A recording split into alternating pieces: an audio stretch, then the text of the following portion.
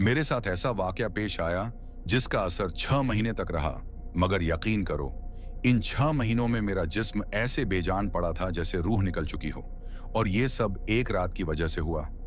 एक रात जिसे मैं चाहकर भी भुला नहीं सकता। मेरा नाम नदीम है। मैं एक सरकारी दफ्तर में मामूली सा मुलाजिम था। अपने माँ बाप और भाइयों के साथ एक ही छत के नीचे गुजरी। हमारा पुराना घर शहर के बीचों बीच एक गली में था। छोटा सा मकान था, मगर जिंदगी सुकून से गुजर रही थी। पुराने घर की दीवारें कच्ची थीं। बारिश में छत से कभी कभी पानी टपकने लगता था। सहन इतना तंग था कि अगर 2 चारपाइयां बिछा दी जाती तो चलने की जगह न बचती। हम सब साथ थे तो किसी ने ज्यादा परवाह नहीं की। मगर वक्त के साथ बच्चे बड़े होने लगे, जरूरतें बढ़ गईं और जगह तंग पड़ गई। 4 बच्चों का बाप होने के नाते मैं चाहता था कि बीवी और बच्चों के लिए थोड़ी प्राइवेसी हो। 2 बेटे 2 बेटियां, सब स्कूल जाने लगे थे। एक ही कमरे में सबका सोना, एक ही छोटे गौसल खाने का इस्तेमाल, ये सब आहिस्ता आहिस्ता एक बोझ बनने लगा। अम्मी अब्बू तो कहते थे कि ये घर तो तुम्हारे बचपन का है, इसे छोड़कर जाने का मतलब यादें छोड़ देना है। मगर मेरे जहन में बस एक ही बात थी, बच्चों को सुकून चाहिए। काफी सोच विचार के बाद मैंने शहर के किनारे नस्बतन सुनसान इलाके में एक छोटा सा प्लॉट खरीद लिया। महीनों की बचत, कुछ कर्ज और बैंक से थोड़ी मदद लेकर वहां एक नया घर तामीर कराया। पक्का मकान, 2 कमरे, कुशादा सहन, एक छोटा सा किचन और गली के कोने पर पानी की मोटर। तामीर के दौरान मैं खुद रोज शाम को वहां जाता, मजदूरों का काम देखता और सोचता कि यहां हम सब किस सुकून से रहेंगे। जब घर मुकम्मल हुआ तो दिल में एक अजीब सी खुशी थी। पुराना मोहल्ला छोड़ना आसान नहीं था, मगर बीवी भी खुश थी कि अब अपने घर में अपनी मर्जी से सब कुछ सजा सकेगी। बच्चे नए घर में जाने के लिए बेताब थे। मैंने 1 हफ्ते की छुट्टी ली, सारा सामान बांधा और एक दिन सुबह सवेरे हम सब नए घर में शिफ्ट हो गए। शुरू के दिन बड़े अच्छे गुजरे। मोहल्ले में ज्यादा लोग नहीं थे। इर्द गिर्द चंद घरों में कभी कभी मुलाकात हो जाती। सहन में शाम को बच्चे खेलते, बीवी पौधे लगाने लगी। मैं दफ्तर से रोजाना शाम 8 बजे घर आता। बच्चे दौड़कर दरवाजा खोलते। 6 महीने तक किसी कस्म की अजीब हरकत नहीं हुई। बस एक खामोशी थी। एक ऐसी खामोशी जो पहले तो सुकून लगती थी, मगर बाद में अजीब महसूस होने लगी। छठे महीने के आखिर में एक दिन मैं मामूल के मुताबिक दफ्तर से निकला। मौसम साफ था, हवा में हल्की सी ठंडक।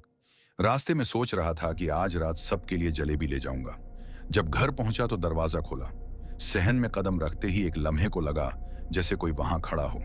न कोई हलचल, न आवाज, बस एक मौजूदगी का एहसास। मैंने फौरन गर्दन घुमाई, मगर सहन बिल्कुल खाली था। बच्चों की हंसी कमरे के अंदर से आ रही थी। मैंने सोचा शायद मेरा वहम है, इसलिए ज्यादा ध्यान नहीं दिया। उस दिन के बाद भी कई दिन गुजर गए, सब मामूल के मुताबिक रहा। मैं दफ्तर जाता, बच्चे स्कूल, बीवी घर के कामों में मसरूफ, मगर दिल के किसी कोने में वो लम्हा चुभता रहा। फिर एक दिन, वो दिन जिसने मेरी जिंदगी बदल दी। वो दिन आम दिनों की तरह ही शुरू हुआ था। सुबह 6:30 बजे आंख खुली। बाहर धूप अभी पूरी तरह नहीं निकली थी, लेकिन आसमान का रंग नीला से सुनहरी होने लगा था। मैं बिस्तर से उठा तो सबसे पहले खिड़की का पर्दा हटाकर सहन में नजर डाली। बीवी किचन में थी, रोटी बेलने की आवाज साफ सुनाई दे रही थी। बच्चे अभी सो रहे थे, बस छोटा बेटा हल्की सी करवट बदलकर कंबल में दुबक गया।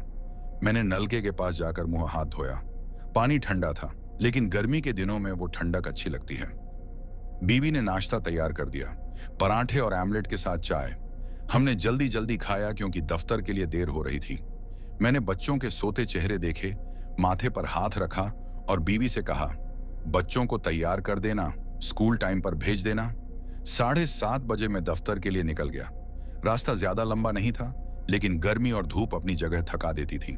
दफ्तर पहुंचा, हाजिरी लगाई और फिर रोज की फाइलों में मसरूफ हो गया। दोपहर को कैंटीन से दाल चावल खाए, साथ लस्सी पी और फिर वापस कमरे में आकर पंखे के नीचे बैठकर कागजात देखने लगा। शाम के 6 बजे के बाद ओवरटाइम का फोन आया। एक अहम रिपोर्ट मुकम्मल करनी थी, इसलिए सब साथी चले गए और मैं वहीं बैठा रहा। कागज, फाइलें और टाइपराइटर की खटखट, ये सब 10 बजे तक चलता रहा। जब दफ्तर से निकला तो बाहर सड़क सुनसान थी, दुकानें बंद, बस कहीं कहीं कोई आवारा कुत्ता या बिल्ली नजर आ जाती। मैं तेज कदमों से घर की तरफ बढ़ा। रास्ते में एक दो लोग मिले, लेकिन कोई खास बात नहीं हुई। घर के बाहर पहुंचा तो गली में हल्की सी हवा चल रही थी। दरख्त के पत्ते सरसरा रहे थे। मैंने जेब से चाबी निकाली, दरवाजा खोला और अंदर कदम रखा। अंदर बिल्कुल अंधेरा था। बिजली हमेशा की तरह गई हुई थी। मैंने दरवाजा बंद किया और आदत के मुताबिक सीधा सहन के दरमियान से गुजरकर कमरे की तरफ बढ़ा। लेकिन उसी वक्त मेरी नजर सहन के कोने में पड़ी, जहां पतली गली मोड़ लेकर पानी की मोटर तक जाती थी। वहां जैसे कोई खड़ा हो, साया सा, लंबा, गैर मामूली लंबा। मैं चंद लम्हे रुका, सोचा शायद आंख का धोखा है। लेकिन जब मैंने कदम बढ़ाया तो रोशनी की कमी के बावजूद एक शबीह साफ नजर आने लगी। वो एक आदमी जैसा था, मगर उसका कद आम आदमी से कहीं ज्यादा। उसकी आंखें नहीं, वो आंखें नहीं थीं। वो जैसे दो लाल अंगारे थे जो अंधेरे में जल रहे हों। मैं रुक गया। मेरा दिल जोर से धड़कने लगा। पसीना माथे से बहकर गालों पर आ रहा था, हालांकि हवा चल रही थी। फिर मैंने उसके दांत देखे, बड़े, नुकीले और ऐसे जैसे किसी जानवर के हों। उसकी सांस भारी थी, लेकिन आवाज सहन में गूंज रही थी। मेरे पांव जैसे जमीन से चिपक गए। मैं चल नहीं पा रहा था। आवाज निकालना चाहिए, लेकिन हलक से कुछ न निकला। वो आहिस्ता आहिस्ता मेरी तरफ झुकने लगा। हर कदम के साथ उसकी आंखों की रोशनी तेज हो रही थी और मुझे ऐसा लगा जैसे मेरा जिस्म अंदर से सुन्न होता जा रहा है। मैंने पीछे हटने की कोशिश की, लेकिन मेरे पांव जमीन से जैसे चिपक गए थे। मेरे हाथ कांपने लगे, टांगों में जान नहीं रही। फिर अचानक वो मेरे बिल्कुल सामने था। उसके चेहरे से एक बोसीदा सड़ांत भरी हवा मेरे नथनों में दाखिल हुई। वो मेरे सामने, इतना करीब कि अगर मैं हाथ बढ़ाता तो शायद उसकी सांस अपने हाथ पर महसूस कर लेता। उसकी आंखें हल्की हल्की रोशनी में लरज रही थीं, जैसे अंदर कोई जिंदा चीज हरकत कर रही हो। सांस लेने की आवाज भारी थी, जैसे सीने में कोई पत्थर रखा हो। हर सांस के साथ उसके मुंह से एक हल्की सी सीटी जैसी आवाज निकलती। मैंने नजरें हटाने की कोशिश की, लेकिन मेरी आंखें उसके चेहरे में कैद हो गईं। उसके दांत ऐसे लगते थे जैसे किसी ने लोहे की सलाखें तोड़कर जबड़े में गाड़ दी हों। उन पर जमी गहरी भूरी तह जैसे सदियों का जमा हुआ खून हो। वो 1 इंच आगे बढ़ा। मेरे कान के पास से हवा का हल्का सा झोंका गुजरा, मगर यह झोंका ठंडा नहीं था, गर्म था और बदबू से भरा हुआ। ऐसी बदबू जो इंसान के पेट को अंदर से मरोड़ दे। मेरे दिल की धड़कन अब इतनी जोर से हो रही थी कि मुझे लग रहा था वो भी सुन रहा है। उसने सर हल्का सा एक तरफ को झुकाया और ऐसे घूरा जैसे किसी जानवर को परख रहा हो। फिर अचानक उसके लंबे सूखे हाथ आहिस्ता आहिस्ता ऊपर उठे। हड्डियां हल्की सी कड़कड़ाईं जैसे पुरानी लकड़ी मुड़ रही हो।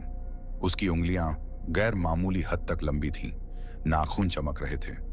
लेकिन यह चमक किसी सफाई की नहीं थी, ये किसी भीगी सड़ती चीज की चमक थी। उसने अपनी एक उंगली मेरे सीने के करीब लाई। मैंने महसूस किया जैसे हवा रुक गई हो। उंगली मेरे कपड़ों को छुई भी नहीं थी कि मेरे जिस्म में एक ठंडक दौड़ गई, ऐसी ठंडक जो हड्डियों के अंदर जाकर जम जाती है। उसी लम्हे वो होले से मुस्कुराया, लेकिन ये मुस्कुराहट इंसान की नहीं थी। ये ऐसी थी जैसे कोई शिकारी अपने शिकार को आखिरी बार देख रहा हो, यकीन के साथ कि अब ये उसके पंजों से नहीं बच सकता। उसकी आंखों में वो अजीब सी सुर्खी अब जैसे बढ़ती जा रही थी। मेरे दिल की धड़कन इतनी तेज हो गई कि सीना फटने लगा। मैंने एक कदम पीछे हटना चाहा, लेकिन टांगों ने मेरा साथ छोड़ दिया। मेरे कानों में एक गहरी भारी सी आवाज गूंजने लगी और उसके बाद बस अंधेरा था। जब आंख खुली तो रोशनी ने आंखों को चुभना शुरू किया। मेरे आसपास मेरे घर वाले खड़े थे और मैं चारपाई पर लेटा था। अम्मी रो रही थीं। अब्बू बार बार पानी का गिलास मेरे होंठों से लगा रहे थे। मैं बोलना चाहता था, लेकिन जबान जैसे हिल ही नहीं रही थी। अब्बू ने दूसरे बेटे को आवाज दी, जल्दी से गाड़ी निकालो, इसे अस्पताल ले चलते हैं। अस्पताल में डॉक्टर ने कहा, यह शदीद सदमे में है, इसे आराम और निगरानी की जरूरत है। मेरे घर वाले आपस में कुछ मशवरा करने लगे।